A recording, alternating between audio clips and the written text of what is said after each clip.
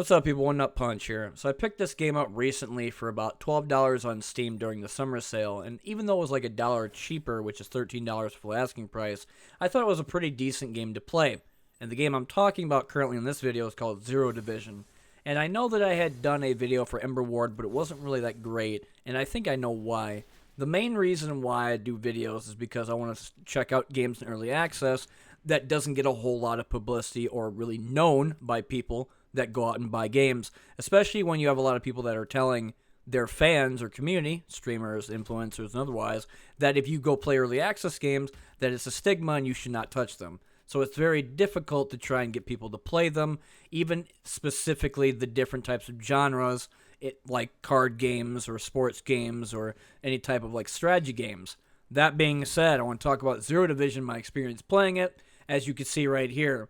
Going to talk about the combat first before I talk about the other stuff like the characters and what they do, as well as the armory and expedition and all that stuff. But essentially, it plays similar to like Hellcard and maybe Knights in Tight Spaces, to where if you have a party of 3, they have their own different hands. They have on the left-hand side of their icon, or underneath them, they'll have numbers, 2, 3, and something for Jin, and then Mirage, and then having Renegade. You'll have the attack on the left, the armor in the middle, and then on the right will be the green, such as their health. And once the health drops to 0, you can't really do anything about that unit because it's dead. It's gone. It can come back, I think, if you heal or after combat, but if you win, you get rewards like these shards that give you different cards. You choose 2 of them, and then like another modification that gives you like 2 damage on hit, or gives you like 350 gleam, which is essentially the currency.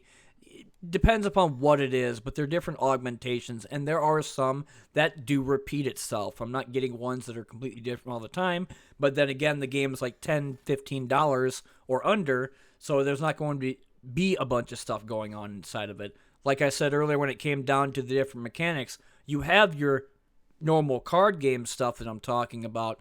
When it came to the first start of the game, having your AP, being able to put cards on there, having their health, and so on. But then you have the different roguelike mechanics to where you go and you're making the money currency gleam, or being able to get supplies, which every turn you have, you lose supply. And I don't know what happens when you always go down a negative supply, because every time I've won combat or beat a boss, nothing really happened. They talk about having rewards on there, so I feel like they're not that big of a deal to worry about, so they might be a little bit broken. That being said, there are some units in the game I really do not like. Like, for example, a unit that does -1 attack and -1 armor to all units on your side of the field every turn. It doesn't have to hit you, and there's 3 of them, and they keep constantly stacking it over and over and over. And once about the second or third turn, you're pretty much done. You're not able to do any damage inside the entire game. The other thing is that they have different chapters. They have 11 difficulty tiers, as you see here, from the bottom all the way to the top, starting with Meat Sack and going to Trainee, which I currently have unlocked. Now talking about the characters in the game, there's 9 in total, and I only have about like maybe 5 or 6 that are currently unlocked right now.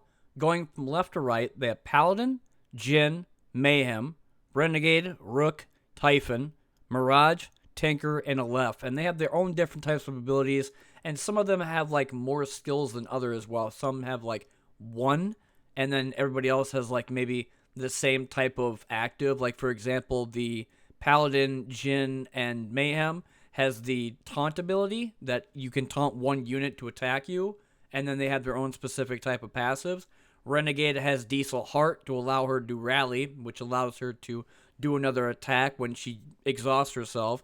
And then some of the other characters like Mirage pumps out a bunch of hollow fabricator type of like decoys, and there'll be like different token units that are like 1-2 or 2-1, depending upon what you use, because you could also empower them using a modifier. Getting a little bit in depth when it comes down to their passive abilities, Paladin has dermoplating, to where his block does not expire at the start of the round. Then you have Jin does autocannon. Each time Jin is attacked, deal damage equal to the attacker's attack. Then you have Renegade using Diesel Heart that gives rally. Rook does wide reflexes. Each time Rook plays a strike, she gains 1 action point. Typhon has Gun X Blade. Each time Typhon plays a strike, he gains aim. Each time Typhon plays 3 shots, he gains momentum, which I don't know which of those is going to really do much in terms of helping me on the battlefield. Then you have Mirage doing Hollow Fabricator, deploy Mirage Clone, that's 201. Tinker has 2 skills. He has Overcharge, to where he discards all gear cards to generate that many infusion grenades, and then he has Fusion Grenades, which cost 0 and do 5 damage. Then you have Aleph, which is the last one, to where she has Unerring Aim, to where she does not lose aim at the end of the round. Let's talk a little bit more when it comes down to combat. What I wanted to talk about earlier was that you have your different hands, but then also what are the numbers and the symbols above those hands. The blue, or the light blue on the left, is your deck per the operator. Then in the middle you have action points, and in the red you have the repo or the discard pile. Above that you have 3 different slots per mercenary, and this is essentially the augmentation area. Augmentations are what you get using the shards per match or going to the store and buying them. And there's different ones. I really can't tell you if there's anything different about them other than the specialized different type of modifiers that they tell you that they do, or you just get Gleam anyway and just go buy some more stuff in the store that's like 300 or 650. But then you could also go to the armory and change your deck. Now the deck is a little bit different because it said 16 as your minimum, though for some reason I went to like 20 or 25 and I was able to use that without the game telling me, oh, you can't do that, you need to reduce the card cost so that you can go ahead and play the game or whatever. So I mean, I don't know if that's intentional, but I do like the fact that I could put like 20 or 30 cards on my deck, go in there, and then just massacre a bunch of different units. And there are some powerful cards like Overwatch that allows you to skip a turn but then gets +4 for damage. You have other ones that give you armor to where they have to break that armor in order to do, like, say, 7 minus 6. They do 1 damage to you. And armor is a lot better than doing like barrier or shields. Like I said earlier, when it comes down to augmentation, this is another place you'd have to go to in order to augment your character and having better abilities of survival, maybe getting them more action points, a shield per turn, or something else. And you could do this to like different units for whatever points they have. Like when I tried doing 1 or 2 units in Renegade, it only could let me do 1, because I think it depends upon the tier listing of it. But Mirage and Jin I could use multiple because they were green and blues, maybe like 1 purple. Either way, it's hard to say how it actually worked out, but I was able to do all 3 slots for Mirage and Jin, while Renegade just had a purple tier 1 inside her 1 augmentation slot, and that was enough to pretty much clear the entire run by just using them 3 things and not changing out after that. Getting into the talent point tree, as you see here, Jin has Bulwark and Commando, Renegade has Firebrand and Gunslinger, Mirage has Hollowcaster and Hollowsmith, and this is basically a different currency altogether. You have on the top left side of the screen Gleam, you have -10 supply, and then you have 115 Nemo Synth. And Nemo Synth is essentially used to upgrade your characters by unlocking their special abilities or being able to get higher grade cards that do higher damage, have higher armor, or being able to do protection from higher stuff that maybe gets AoE effects or poisons the entire field and screws all your characters over. Like I said at the start of the video, there are some enemies in this game that are bullshit. And there are ones that are just straight up only standard units compared to the bosses in the game that will one-shot you if you don't know what you're doing. For example, there's a creature that has 90 HP and will full heal each turn. And the only way to defeat him is by hitting him enough times that his negative armor hits about -15, and then you could use Renegade Diesel Heart, get her up to 15 damage, and then hit him for about 30-35 damage on top of that.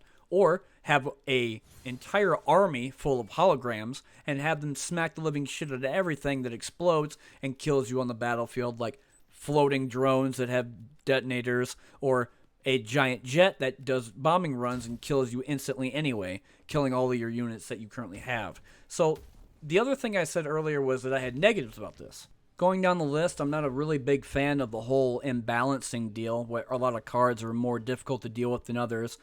I mean, even boss fights, it's just like they're super easy in comparison to some of the normal everyday Joe Schmoes that will basically whittle you down to nothing, and you can't really do anything about it besides redo the whole run. The other thing is that sometimes if you attack a card or try to do an attack on them and drag and drop some cards, it won't work unless you like fiddle with it. The other thing is that when you do something in the hand and you try to drag it up, it won't activate all the time. That being said, those are two minor issues in comparison to picking up the game for $13 full asking price. And I do like the cards and how they look, as well as the combat itself, being able to give a little bit of replayability, going through the difficulty tiers, and the whole roguelike mechanics of choosing areas and being able to get more supply or rewards, as well as the whole shards cards so that you can get more cards and put inside your deck. But at the end of the day, what do I think about it? I think it's worth checking out for people that want to buy something for under $15. It does have some replayability, and it does have higher difficulty depending upon the tiers that you go through,